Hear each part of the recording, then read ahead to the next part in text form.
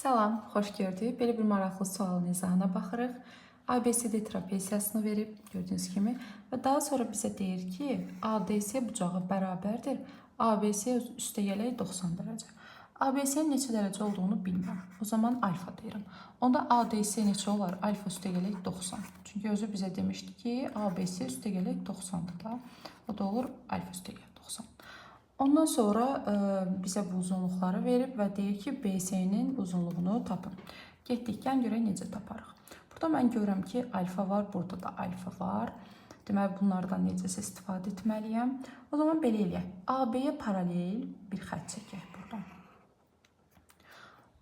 Paralel bir xətt çəkdikdə ya, paraleloqrama əsasən bura alfadırsa, burada alfa qalır. Və bu da toplam alfa üstəgəl 90 idi da. Burası alfadırsa, onda bura 90 qaldı. Deməli, düz bucaqlı 3 bucaq almışıq burada. Və bura 3-dürsə, burada 3 olacaq. Və düz bucaqlı 3 bucağa baxın. Katetləri oldu 3, 4. Onda hipotenuz olur 5.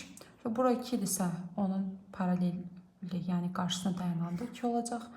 Və salam, BC-nin ümumi uzunluğu da olur 2 üstəgələk 5, yəni 7.